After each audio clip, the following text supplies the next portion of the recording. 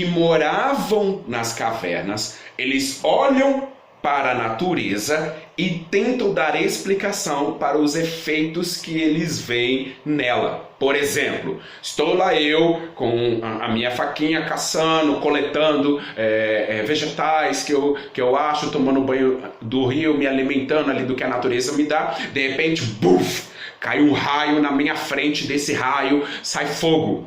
O que eu vou fazer como sendo esse homem das cavernas? Vou nomear esse raio e essa ação. Surge aí, por exemplo, Yansan, né? A senhora dos raios e dos trovões.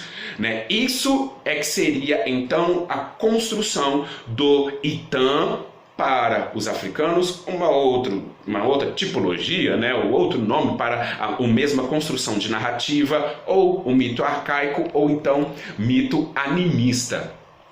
Mas nós temos dentro disso que pensar que o mito ele é uma espiral, ele não é circular. Atenção, ele é espiralado, porque ele vai construir outro, que vai construir outro, e ao mesmo tempo ele vai retomar o primeiro, que é o arcaico, depois vai vir para frente assim sucessivamente. Então isso que nós estamos vendo agora, que são os Itan arcaico, Itan de origem ou cosmogônicos, os Itãs teogônicos ou Itan de ancestralidade divinizada, são essa espiralada da mitologia dos Itãs. Me explico melhor. Nós temos o Itan de origem ou o Itan cosmogônico. Cosmogônico de nascimento do cosmo, a formação do universo juntamente com o homem. O homem é a última coisa, viu? Tudo se forma antes, primeiro a natureza, os orixás ou deuses, e depois, por último, vai se formar o homem. O antropólogo francês Lévi-Strauss, em seus estudos da mitologia indígena aqui do nosso país, do Brasil, e a filósofa gaúcha Catiúcia Ribeiro, em seus estudos sobre a filosofia e a mitologia Kemet, ou seja, a mitologia egípcia, descreve a formação do mundo material, desse mundo tangível, tátil, como nós conhecemos, dos orixás e dos deuses, né, e dos xamãs, como formadores do mundo e dos homens. E aí eu preciso trazer, desculpa, vou fazer o meu jabá, a minha dissertação de mestrado, que é o comparativo entre a cosmogonia, ou seja, a formação do mundo grego e do mundo iorubá. Nessa investigação, que foi o meu mestrado, o que eu constatei? A formação do mundo é feminina, não é masculina.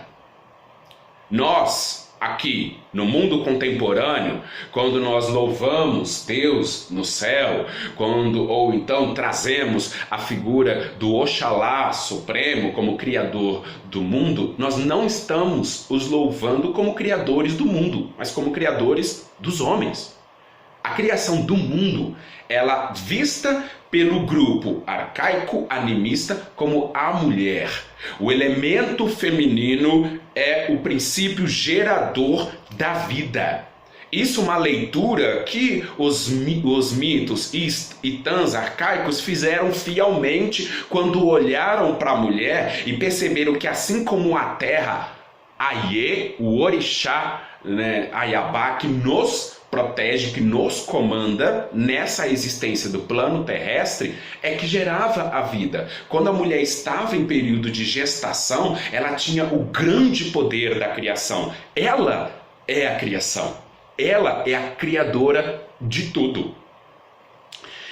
Mas aí, o que acontece? Tanto no período arcaico quanto no processo evolutivo da racionalidade humana surgem as disputas. É aí que vem o mito cosmogônico, porque a mulher, quando ela vai entrar no seu período pós-gestação para cuidar desse indivíduo, desse novo ser, ela precisa se recolher do seu grupo e necessita que os seus auxiliares, ou seja, o seu marido, seus tios, mais as suas tias, as suas primas, cuidem para que ela possa se alimentar e proteger os anos iniciais daquele indivíduo para que ele possa crescer forte e saudável.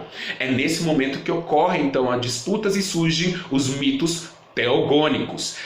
O nova-iorquino Joseph Campbell, junto com escritor brasileiro e mitólogo Reginaldo Prandi, com a sua obra Mitologia dos Orixás, nos auxilia a entender que os mitos teogônicos irão tratar do nascimento tanto dos orixás quanto dos deuses, né, e dos homens num processo de genealogia. Por quê? Nós temos que pensar que esse poder criador é tão forte, tão poderoso, que ele criou algo capaz de manter a existência da Terra, que é a natureza.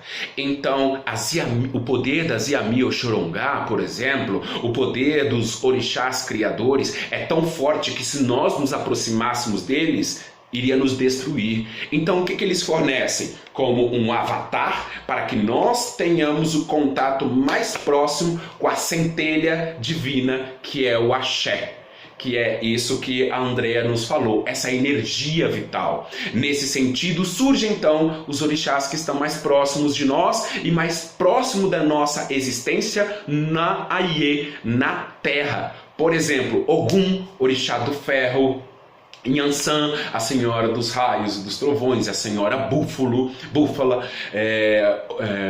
já falei de Ogum, né? Iemanjá, a senhora dos grandes mares, né?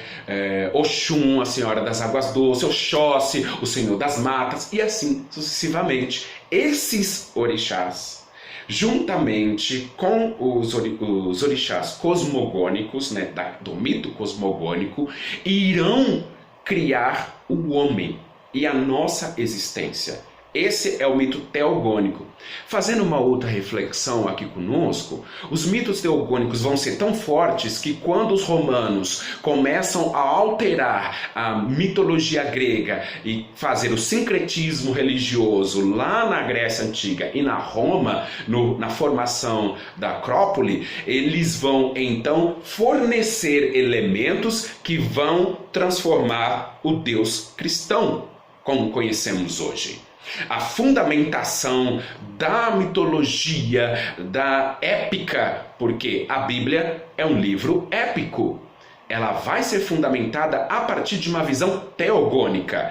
Além do mais, quando nós nos retornamos para os estudos dos iluministas, nós percebemos que essa divisão de céu, inferno, ou de céu e terra, é uma visão centrada na teogonia, no qual o indivíduo masculino, após os mitos cosmogônicos, nessa visão mítica, toma o poder para proteger o seu grupo e a sua prole, porque a mulher está recolhida para proteger o seu filho, toma o lugar de poder. Nesse momento nós vemos surgir, por exemplo, a propriedade privada. Neste momento nós vimos surgir, por exemplo, o patriarcado, tentando limitar a mulher àquele local. Ou seja, já que você é a pessoa da gestação que necessita se recolher quando gera o filho, fique aí sempre e para sempre. Os mitos teogônicos cristãos, judaico-cristãos, vão demonstrar bastante isso. A limitação que se faz do gênero feminino nada mais é do que um recordo daquilo que os romanos produziram a partir da visão grega teogônica. Agora, especificamente, e isso centrado na mitologia africana, nós temos os mitos da ancestralidade divinizada.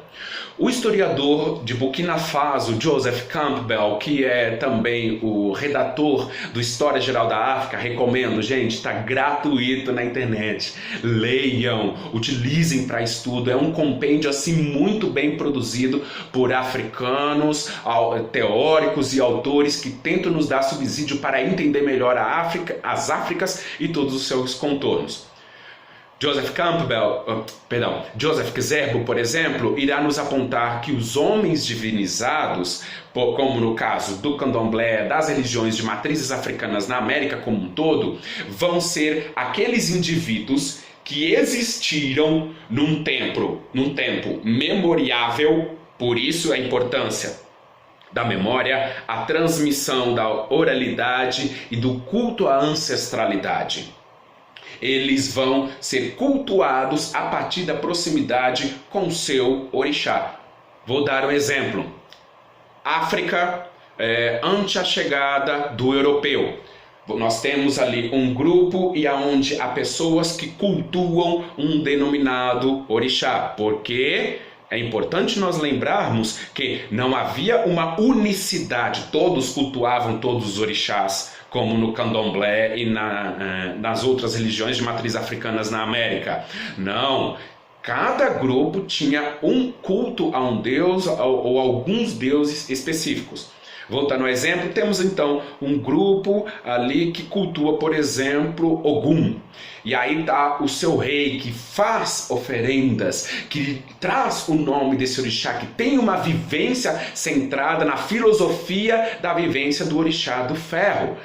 Quando ele morre, as pessoas continuam recordando do seu rei, continuam recordando deste guerreiro, deste homem que cultuou Ogum, e em dado momento ele se torna um Ogum a ser cultuado. Vou trazer um exemplo muito próximo a mim. Aqui em Diamantina, nós tivemos uma das maiores Ialorixás do Vale do Jequitinhonha, que é a Mãe Lia de Oxum. Ela era de Oxum, cultuava essa Ayabá, acolhia todos que viam até ela, teve livros, teve vários encontros feitos em nome desta mulher, que teve uma vida profícua em defesa da religiosidade afro-brasileira, em defesa do seu chão, do seu terreiro, mas infelizmente, por ordem suprema e maior, essa grande Ayabá nos deixou. Nós, aqueles que vivemos com ela, continuamos a sua lembrança. E a partir do momento que continuarem levando o nome de Mãe Lia, de Oxum, vai chegar um momento que as pessoas irão cultuá-la como a própria Oxum. É aí que surgem, por exemplo, as variações. Nós temos Oxum Opará, Oxum Obuntê, Oxum Oxuxê, e um dado momento irá surgir Oxum Lia.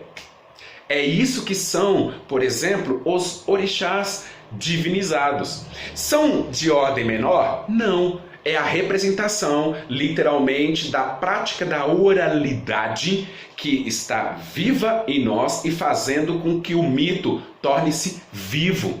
Significa que, então, esse mito vai representar uma pessoa? Claro que não.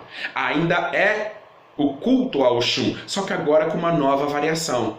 Daquela que viveu no Vale de Jequitinhonha, daquela que teve vários filhos, que produziu Oxalás, que produziu Logudedés, que produziu Inhaçãs, que produziu Omolu e vários outros.